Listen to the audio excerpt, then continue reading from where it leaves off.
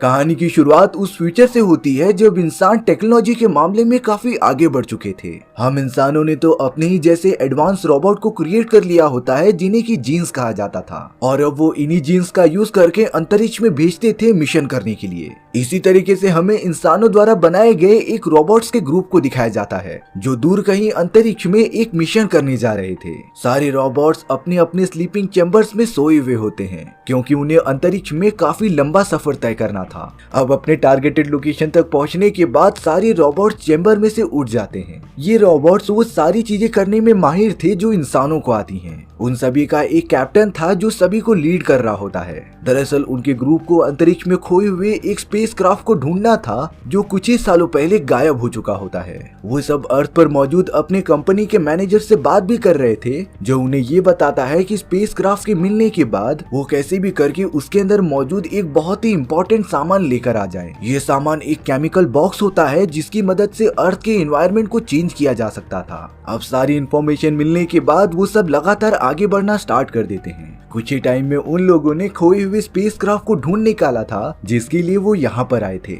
इन बातों के बारे में सारी जानकारी वो अपने मैनेजर के पास पहुंचाते जा रहे थे, लेकिन जब उनका ग्रुप उस दूसरे स्पेसक्राफ्ट से कांटेक्ट करने की कोशिश कर रहा था तब उन्हें वहां से कोई रिस्पांस ही नहीं मिलता, जिसके बाद उन्हें पता चला कि स्पेसक्राफ्ट पर रहने वाले सारे लोग मारे जा चुके हैं। इसीलिए वो सब कैसे भी करके उस दूसरे स्पेसक्राफ्ट को अपने स्पेसशिप से ज्वाइन कर लेते हैं। अब यहाँ आयरिस नाम की एक रोबोट उस दूसरे स्पेसक्राफ्ट के सिस्टम में से इंफॉर्मेशन लेते रहती है। तभी उसे वहाँ पर उस दूसरे स्पेसशिप के कैप्टन का एक वीडियो रिकॉर्डिंग मिल गया था जिसमें कि वो शुरुआत में खुश होकर ये कह रहा था कि वो लोग यहाँ से निकल जाएंगे, लेकिन अगले ही मोमेंट में वो कहता है कि उन लोगों ने एक बहुत ही बड़ी गलती कर दी। ये सारी बातें आयरिस और उसके सीनियर को कुछ समझ ही नहीं आई थी। तभी अचानक उन्हें दूसरे स्पेसक्राफ्ट के अंदर से आवाजें आना स्टार्ट हो जाती हैं। सभी रोबोट्स अपनी अपनी गन लेकर स्पेसक्राफ्ट के अंदर घुस गए थे। वो लगातार म्यूजिक को फॉलो करते जाते हैं। किसी को भी नहीं समझ रहा था कि अगर स्पेसक्राफ्ट में कोई मौजूद नहीं है तब ये सारी म्यूजिक बजा कौन रहा है। पर जब वो सब थोड़ा और अंदर जाते हैं तब उनके ऊपर एक छोटे से रोबोट ने हमला कर दिया था। इस रोबोट को स्पेसक्राफ्ट की रक्षा करने के लिए बनाया गया था जो अपना काम बखूबी कर रहा होता है, लेकिन हमारे जीन्स का ग्रुप उस रोबोट को डिस्ट्रॉय कर देते हैं। अब यहाँ डॉक्टर नाम के एक मेंबर को ये पता चलता है कि स्पेसशिप में से ब्लैक बॉक्स गायब है। ब्लैक बॉक्स के अंदर स्पेसशिप की पूरी इंफॉर्मेशन मौजूद होती है, साथ ही साथ वो स्पेसशिप को पूरी तरीके से कंट्रोल भी कर सकते थे,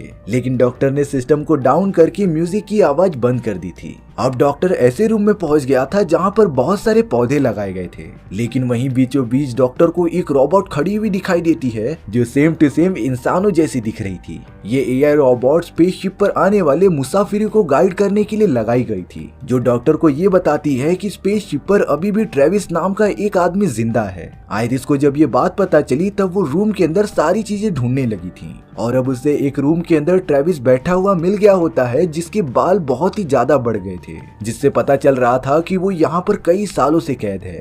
आयरिस के बाकी टीम मेंबर्स तो लगातार केमिकल बॉक्स को ढूंढ रहे थे जो मिल ही नहीं रहा था, इसीलिए वो सब परेशान होकर एक दूसरे से बात करने लग गए थे। आयरिस ने तो स्पेसशिप के सिस्टम की मदद से ट्रेविस के बारे में सारी जानकारी निकाली थी, जिससे उन्हें पता चलता है कि ट्रेविस एक इलेक्ट्रिकल इंजीनियर था। हालांकि इस वक्त ट्रेविस को देखकर ये लग रहा था कि उसके साथ जरूर कुछ बुरा हुआ है, इसीलिए उन सभी का कैप्टन ट्रेविस से बात करने चला गया था, लेकिन ट्रेविस तो एक शब्द भी नहीं बोलता। इसीलिए कैप्टन ने बड़ी चालाकी से आयरिस को भेज दिया था ताकि वो ट्रेविस से बात करके सब कुछ इन्फॉर्मेशन निकलवा सके। आयरिस लगातार ट्रेविस से ये पूछ रही थी कि उसके बाकी टीम मेंबर्स के साथ क्या हुआ और वो सब इस तरीके से स्पेसशिप में कैसे खो गए, पर अभी भी ट्रेविस आयरिस की किसी भी बातों का जवाब भी नहीं देता। जब आयरिस कैप्टन के पास आकर ये सारी बातें बता रही थी तब उसने ये बात भी मेंशन की कि भले ही आयरिस उसके सवालों का जवाब नहीं दे रहा था, लेकिन जब उसने स्पेसशिप में मौजूद अमेंडा नाम की एक रोबोट का नाम लिया तब ट्रेविस के चेहरे पर कुछ घबराहट सी आ गई थी। इस बात से वो सब समझ जाते हैं कि कहीं न कहीं अमेंडा नाम की रोबोट ट्रेविस से कुछ रिलेशन रखती थी, और ऐसा होना पॉसिबल भी है क्योंकि ट्रेविस इतने सालों तक स्पेसशिप पर अकेला था और हो न हो उसे अमेंडा जो कि एक रोबोट थी उससे प्यार हो गया होता है। इसके बाद जो उनका सीनियर होता है उसने डिसाइड किया कि वो अमेंडा के अंदर मौजूद सारे बॉडी पार्ट्स चेक करेगा। वो सब अमेंडा को एक चारे की तरह यूज करना चाहते थे ताकि वो ट्रेविस से सारी बातें उगलवा सके। वो सब अपने इसी प्लान में लग जाते हैं। पर तभी अचानक स्पेसशिप में चारों तरफ अलार्म बजना स्टार्ट हो गया था। उन्हें पता चलता है कि ट्रेविस कैसे भी करके स्पेसशिप से भागने की कोशिश कर रहा है। सभी लोग चारों तरफ फैल गए थे उसे पकड़ने के लिए। ट्रेविस के पास तो उन सभी की एक गन भी मौजूद थी जिससे कि वो किसी को भी चोट पहुंचा सकता था। तभी आयरिस एक कमरे में जब उसे ढूंढने आती है तब ट्रेविस ने आयरिस के ऊपर गन तान दी थी। आयरिस ट्रेविस से बड़े प्यार के साथ बात करके उसे कंट्रोल करने की कोशिश कर रही थी। देखने पर ऐसा भी लग रहा था कि ट्रेविस आयरिस की बात मान रहा है, पर तभी उस जगह पर कैप्टन आ जाते हैं जिसने कि ट्रेविस के ऊपर गन पॉइंट कर दिया था। ट्रेविस को पता चल गया था कि वो बचकर कहीं जा ही नहीं सकता, इसीलिए वो गन नीचे करके अपने आप को सरेंडर कर देता है। यहाँ आयरिस कैप्टन से कह रही थी कि उसे बीच में आने की कोई जरूरत ही नहीं थी। दरअसल वो खुद ट्रेविस से बात करके ये सारी चीजें सॉल्व करना चाहती थी। अब यहाँ डॉक्टर और लिया नाम की एक जीन रोबोट एक कमरे में मौजूद होते हैं। लिया को बहुत ही ज्यादा गर्मी लग रही थी, इसीलिए वो अपने कपड़े उतार देती है। ये सारी चीजें देखकर तो डॉक्टर एकदम से डिस्टर्ब हो जाता है, पर ये ताज्जुब की बात थी कि उन सारे जीन रोबोट में ये सारे ह्यूमन फीलिंग्स नहीं होनी चाहिए, पर जाने अनजाने में उन सभी के पास फीलिंग्स आ चुकी थी। अब उन सभी जीन्स को उनके मैनेजर का कॉल आता है जो बता रहा था कि तुम्हें कैसे भी करके केमिकल बॉक्स को ढूंढना पड़ेगा क्योंकि अर्थ की हालत दिन ब दिन खराब होती जा रही है। आयरिस और बाकी सब लगातार स्पेसशिप की दीवारों में चेक करने लगे थे, पर इससे भी कुछ काम ना बनने के बाद आयरिस ट्रेविस से सारी बातें निकालने के लिए उसे अमेंडा के साथ एक कमरे में बंद कर देता है। आयरिस तो एक छोटे से कैमरा की मदद से उन दोनों की बातें सुन रही थी। तभी थोड़ी देर बाद ट्रेविस अमेंडा के पास आकर कुछ कहने लगा था। वो एक दूसरी लैंग्वेज होती है जिसे कि एलियंस यूज करते थे। आयरिस तो ये सारी बातें सीनियर से बता देती है क्योंकि सीनियर को ये लैंग्वेज समझने आती थी। पर जब सीनियर भी ट्रेविस की रिकॉर्डेड बातें सुन रहा था उसे थोड़ी देर के लिए कुछ समझ नहीं आता। सीनियर कह रहा था कि इस वक्त मुझे अच्छा फील नहीं हो रहा है। जब अमेंडा नाम की रोबोट बाहर आती है तब आयरिस ने उससे पूछा कि वो ट्रेविस से क्या बातें कर रही थी। तब जाकर अमेंडा ये बताती है कि ट्रेविस ने उससे कहा कि वो भले ही एक नहीं हो सकते लेकिन वो हमेशा उसके दिल में रहेगी। लेकिन सीनियर इतना तो समझ गया था कि अमेंडा उससे झूठ बोल रही है। जिस तरीके से उसने ट्रेविस की बातों को सुना वो तो स्पेसशिप के बारे में कुछ सीक्रेट बातें बता रहा था, लेकिन अब सभी को ये बात नहीं समझ में आ रही थी कि आखिरकार रोबोट झूठ कैसे बोल सकते हैं। यहाँ पर लिया जो नहा रही थी वो डॉक्टर को कमरे में बुलाती है क्योंकि उसके कमरे से लगातार अनजान सी आवाजें आ रही थी। यहाँ पर उन दोनों के बीच एक गहरा रिश्ता बनता हुआ दिखाया जाता है। आयरिस तो लगातार ट्रेविस और अमेंडा पर नजर रखते ही जा रही थी, पर तभी अचानक से उनकी पूरी स्पेसशिप हिलने लग जाती है। दरअसल स्पेसशिप का एक दरवाजा पूरी तरीके से टूट चुका था जिसमें पूरी तरीके से वैक्यूम घुस जाती है। आयरिस जब डॉक्टर को बुलाने जाती है तभी उसने देखा कि लिया भी उसके साथ है। वो दोनों तो एक ही कमरे से बाहर निकल रहे थे,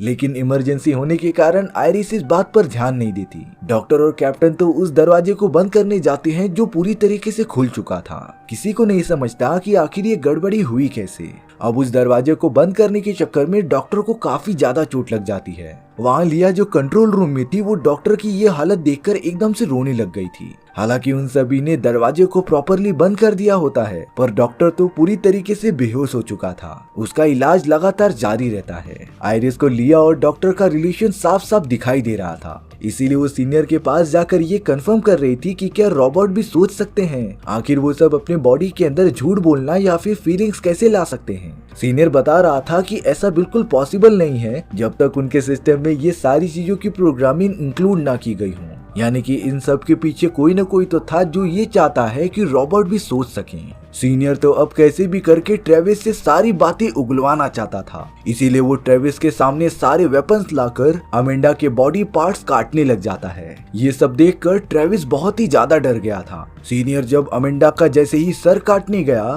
तभी ट्रेविस उसे रुकने के लिए कहता है क्योंकि वो सारी सीक्रेट बातें बताने के लिए रेडी था। ट्रेविस ने आयरिस को बताया कि उनकी स्पेसशिप कभी गुम हुई ही नहीं थी, बल्कि ये सारा प्लान उनकी कंपनी के मैनेजर का है। वो केमिकल बॉक्स जिसे कि तुम सब यहाँ पर ढूंढने आए थे वो मैंने जानबूझकर एक पास ही वाले प्लेनेट पर छुपा दिया होता है, क्योंकि जब ये वायरस पहली बार हमारी स्पेसशिप में फैला था तब धीरे धीरे ये पूरी तरीके से पानी के अंदर मिल गया, जिसे पीने के बाद सारे एस्ट्रोनॉट लगातार मारे जा रहे थे। पर ताज्जुब की बात ये थी कि धीरे धीरे इस वायरस का असर 10 गुना हो जा रहा था, यानी जितने बार इसे अपना शिकार मिलेगा वो अपने आप को अपग्रेड कर लेगा। जब इस बारे में अर्थ पर मौजूद उनके कंपनी के मैनेजर को बताया गया तब उसने तो सीधा यही यही कह दिया था कि उन्हें पानी फिल्टर करके पीना पड़ेगा, जिससे कि ये कंफर्म होता था कि मैनेजर को इन सारी चीजों के बारे में पहले से ही पता होता है। बात तो तब जाकर बढ़ गई जब कुछ एस्ट्रोनॉट स्पेसशिप से बाहर जाने की मांग कर रहे थे, इसीलिए उन्हें मैनेजर के लोगों ने जान से ही मार दिया होता है। ट्रेविस किसके भी साइड नहीं था, इसीलिए वो एंड तक बचा रह जाता है।